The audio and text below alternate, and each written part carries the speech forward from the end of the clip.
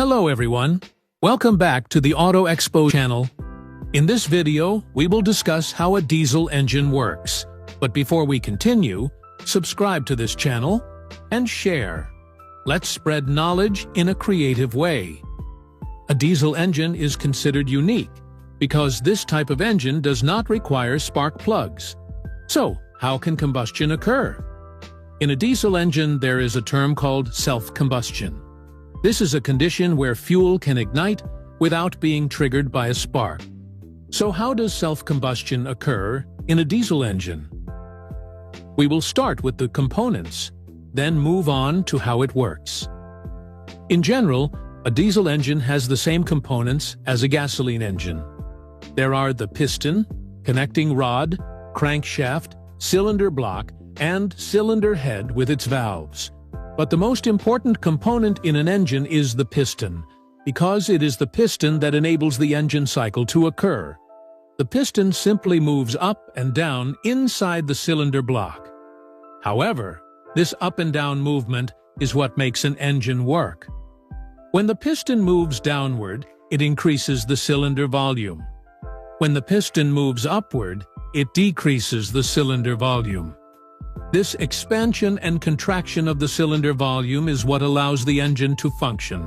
On top of the cylinder block, there is the cylinder head, which contains the intake valve, exhaust valve, intake port, exhaust port, valve mechanism, and of course, the injector. The valves regulate the entry and exit of air into the cylinder. The intake valve controls air intake, while the exhaust valve regulates the removal of combustion gases. Meanwhile, the valve mechanism controls the timing of the intake and exhaust valve openings. This valve mechanism is connected to the crankshaft through a chain. Below the piston, there are the connecting rod and crankshaft. These two components function to convert the piston's vertical motion into rotational motion. This is where the engine rotation begins. How does it work? As I mentioned earlier, an engine works by utilizing the expansion and contraction of the cylinder volume. So, how does this happen? When the starter motor rotates the crankshaft, it pulls the piston downward. At the same time, the valve mechanism opens the intake valve. What happens then? Air enters the cylinder. If you have learned about gasoline engines, this is called the intake stroke, where the air-fuel mixture is drawn into the cylinder. In diesel engines, the process is the same, but the difference is that only air is drawn into the cylinder, without fuel. The starter motor continues to rotate the crankshaft, pushing the piston upward.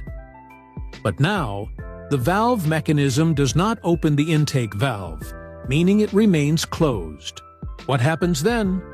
There is a reduction in volume. The previously air-filled cylinder space is compressed, causing pressure and temperature to rise. This high pressure and high temperature air is concentrated in a small space above the piston, known as the combustion chamber. This step is called the compression stroke. After the compression stroke, the injector sprays diesel fuel into the combustion chamber. This process triggers self-combustion.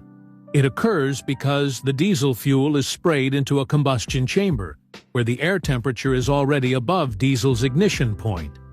The ignition point of diesel fuel is around 300 degrees Celsius, while the compressed air temperature in the chamber can reach 500 degrees Celsius. This is what allows diesel fuel to ignite without needing a spark plug.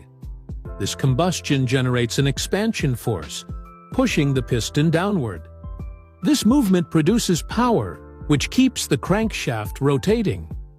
This step is called the power stroke, where energy is generated to sustain engine operation.